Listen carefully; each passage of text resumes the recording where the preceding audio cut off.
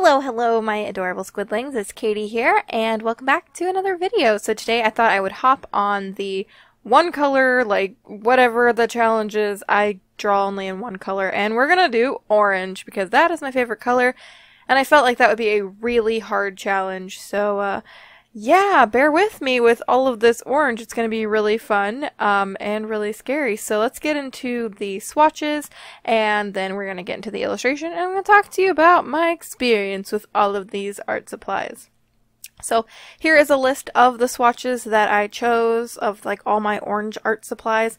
Now I'm going to go ahead and give you a disclaimer. This is not every single orange art supply I own, because I do own a lot of kind of like duplicates in different brands of certain things. Like I have Polychromos colored pencils, and I also have Prismacolors. Yeah, I have a bunch of different gouaches. I have different watercolors that are all orange. So I just basically decided to pick some that I knew were varying and go with that. Now this is most of my orange art supplies. It's just not all of them. So, you're actually getting a sketching part. I never sketch in my videos. I don't know, I feel like I am a terrible sketcher.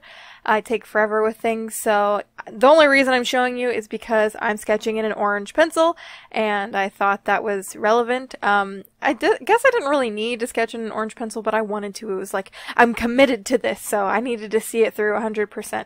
So this is like a mini series I've kind of started working on, and I have no clue how long it's going to last. Heck, it might just end at this one, I don't know.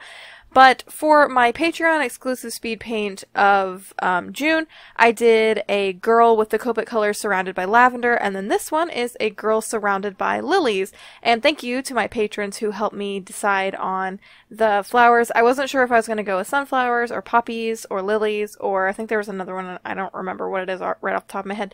But anyway, I went with lilies, so thank you so much for helping me decide on that. So first off in the video, I decided to do a wash of watercolor, not over everything, but over a lot of the parts that I knew I was going to build up later.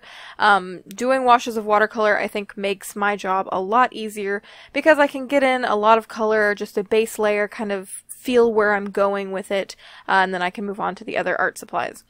Now, I do now go in to color her skin with the Copic markers, and you may wonder, well, the skin tone isn't technically orange. Actually, yes it is. Most skin tones are of some variety of orange. So, dark skin tones are on the orange color wheel. So are light skin tones. I think the only exception to this is yellowier skin tones, or maybe even olive tone skin tones.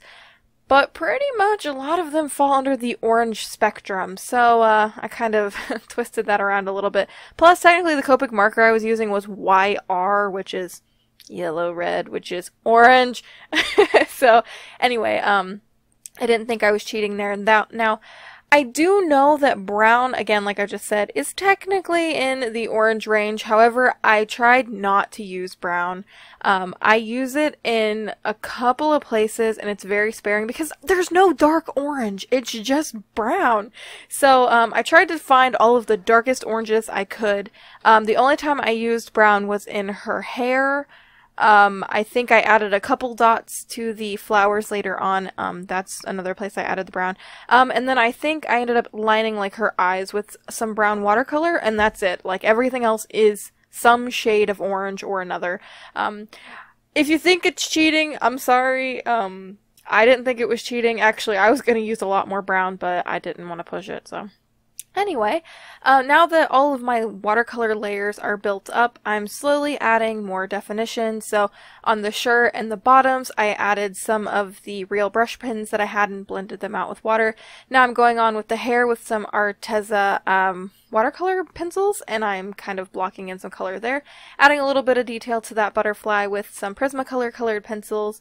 I did use every art supply that was on my list. I almost forgot to, and they were acrylics. But my husband came in and he was like, why don't you use one of them for freckles and then the other for like adding definition to her flower and her hair, because I can't even tell the flower's there. And I was like, oh, okay. So thanks to him, I actually remembered that I was forgetting to use a couple of my acrylics. But this challenge is really fun. It's really difficult, especially because you get sick of looking at this color. I spent probably about 2-3 hours on this, and I am so sick of my favorite color. It's kind of funny. I had a lot of fun though. And I hope if you try this challenge, you should let me know. I would love to hear your experience and what color you used. And if not, and you plan on it, again, leave me a comment down below and chat with me about it. I'd like to hear about it. So, yeah, I mean, again, this was really difficult because you have to look at the same color, and orange doesn't really have very many variations in it. It's either yellow or brown or red. Like, orange is very difficult. But I think I had a piece that I really liked, and this is actually my second attempt, and this video is being filmed very last minute. I'm scheduling it for you all, but it is very last minute for me.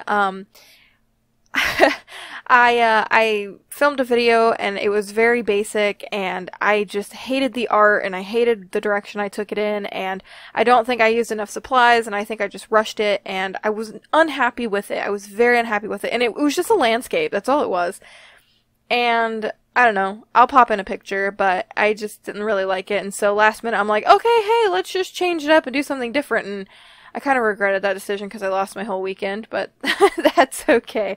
But anyway, we're going to be looking at the final piece in just a quick sec. I really hope you guys enjoyed the video. If you aren't already and you want to be a part of our Cute Squid Pod, there is a subscribe button down below, and if you want to keep updated on new videos, hit the bell icon button thing next to it.